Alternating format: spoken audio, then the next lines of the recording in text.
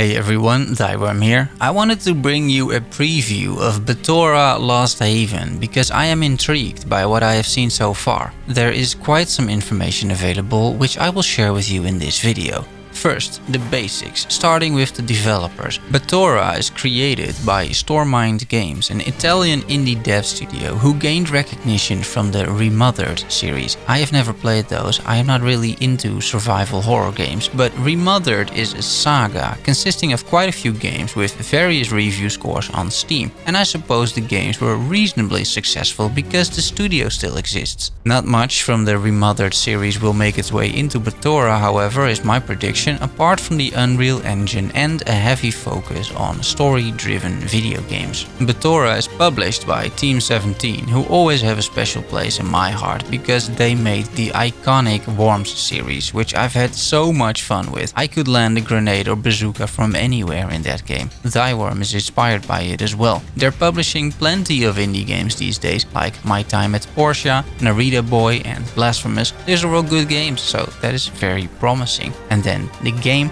the official description mentions a hack-and-slash twin-stick shooter in a non-linear interplanetary story-driven action RPG, and we will get to all of that. With the basics out of the way, let's dive into the story. By putting pieces together from all the news releases as well as the trailers and gameplay footage available, it is pretty clear that something bad happens to Earth. At least half of the planet is scorched completely. This is initiated by Soren, the antagonist of the game, and while not much is known at this point about Soren, what he apparently managed to do was to put Earth out of its orbit around the Sun and launch it into the galaxy. Maybe the Milky Way, not entirely sure. Could be another galaxy, who knows. The result is all the same though, Earth is doomed. Somehow this catastrophic event happens and we can see London burning in the trailer. The next thing we witness is that the protagonist, Avril, finds a glowing purple floating object, and what do you do when that happens? Of course, you pick it up because the plot needs this to happen. What could go wrong, right? Well, your eyes may turn purple, for example, and you may get inexplicable powers because of this artifact. Avril is a bit of a rebel though, like that pop star is, and through her mental and physical powers, she is the only one that can save Earth. Avril may be in shock as well because she witnessed her older sister die in the cataclysm, which could explain some irrational choices. The purple floating artifact may be one of the amulets the devs speak about, one of the two amulets found by Avril and her best friend Mila. These amulets are connected to the sun and moon, and this ties into some of the game's mechanics. The path towards the restoration of the Earth is via 4 other planets that each represent an element and each have specific inhabitants. Let's talk about these 4 planets for a little bit, and I'll just read you what the devs have to say about them. Gryja is a rocky and desert planet, forged by recurrent earthquakes. The planet harbors forms of life generated from the elemental essence of the Earth. Strong and brave, its inhabitants are made of the same material that envelops the entire planet. Huav is the planet that hosts the elemental essence of the air. Its sharp rocks, apparently heavy, can float like clouds. Known for their fleeting cunning, its inhabitants are made up of the same material and tend to be neutral. Madzam is marked by the elemental essence of the water. The planet encompasses water in its 3 states: solid, liquid, and vapor. Its fauna resembles a coral reef, and the wise beings that inhabit it fluctuate as if they were swimming. And Loom, in the end, is the planet that hosts the essence of the fire. The planet harbors primordial forms of life, but there is no trace of inhabited villages. Its 2 giant volcanoes emit so much light that they serve as a sun for the other planets in the galaxy. Good thing these volcanoes don't emit smoke that blocks the light then, is it? But you can see what is going on here, right? By visiting these planets, Avril learns various character traits, you could say, and she will be able to use those in her final battle against Soren. And of course, these 4 vastly different planets allow the devs to create varied worlds and allow the player to explore these very different environments. It should be fun. The main thing I'm wondering about is why the devs chose to have Earth be a part of all this. I'm curious as to why the story required Earth to exist.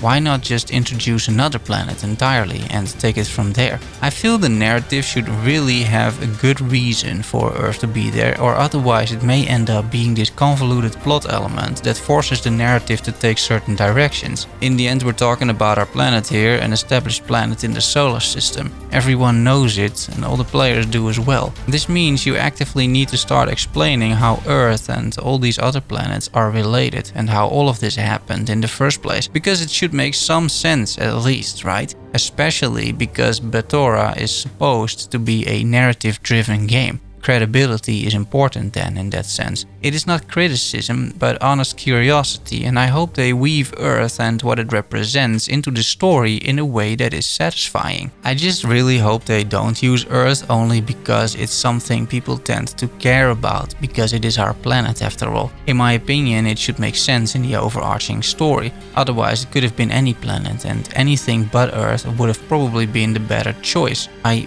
really don't hope that this is some narrative talking about how humanity is slowly destroying Earth and that is what caused this cataclysm to happen, and that we should care about climate change and other earthly matters. While stories like this have a place and are definitely relevant, and I'm not against any of it, I am of the opinion it more often than not weakens video games and movies instead of strengthening them, because suddenly the morale of the story becomes more important than actually telling it in an engaging fashion. These preaching plots, as I like to call them, tend to be not very subtle and in your face, which isn't a good thing. Time will tell, however. Speaking of time, it's time to look at some of the game mechanics. And now that you know the story, these should make a bit more sense. I already mentioned this is a twin-stick shooter or WASD movement control scheme. Some people don't like that at all, so that is good to know. I think it's perfect for games like this actually, more action-packed games where skill shots and dodges are the bread and butter of combat. Click to move just isn't as suitable for that. You're looking at the footage. It's a top-down ARPG. The camera is zoomed out quite a bit, giving you a good overview of the action. This is very playable, it seems, in that sense, for strategic combat which requires a good view of what is going on. Batora goes pretty hard on dualism in both their description and lore around the game, but also in-game. Dualism can mean many things, but here I'm going to keep it simple and say that the main character makes use of both body and mind, or the physical and the mental. This manifests in the two forms Avril can take. She has a physical and mental form, and you can see a clear difference both in UI and in playstyle. The physical form seems to be melee damage and the UI isn't distorted at all. I think this is your more natural default stance. The mental form makes the screen have a purple vignette and allows the protagonist to fire a bunch of purple projectiles. Over time you will probably unlock skills to use for each form. I'm sure there's more to it than this, but you get the idea. Switching between forms is required to solve puzzles and also provides several benefits to take down bosses. The whole duality in games isn't new, of course, we've seen this before. I'm thinking Shadow of Mordor, for example, with the Spirit World, but there's plenty of other games that do this, right? What is interesting, however, is that you have a health bar for each form, and if either form dies, it is game over, which makes sense as well.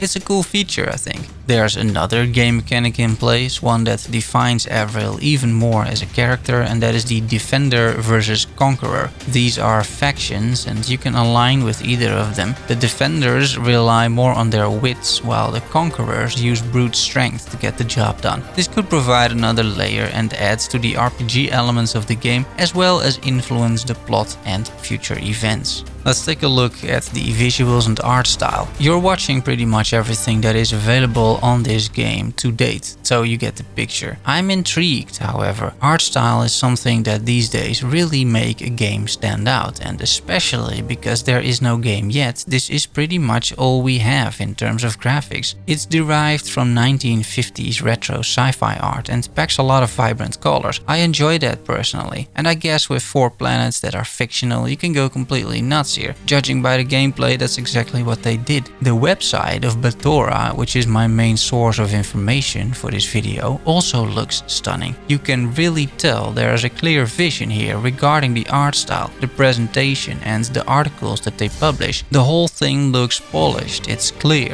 great UI, everything is there, and on top of that, the articles are well written and provide tons of context, which indicates to me that they've put a lot of thought into several aspects of this game. I find all of this very promising. It's no guarantee, but it is a testament to how serious they're taking this. It's good to realize there's a closed alpha test launching soon for Batora from July 21st to August 4th. You can sign up and then you get in, it seems. I did, at least. I got a confirmation email and everything, so that all works. There is probably an NDA, but if you want a first look at the game, give it a go. I'll leave a link in the description. I do have to say though that there was a bit of an unpleasant surprise because I was hit with a classic fear of missing out offer right after I subscribed to the newsletter, which is required for entering the alpha. I could get a bunch of digital art and soundtrack and a Discord role for the amazing offer of €5, but I had to decide in 15 minutes. That was hardly enough time to actually read the whole page. More so, I feel that right now, before anyone even played the game or with no release date in place at all, is not the time to ask people for money.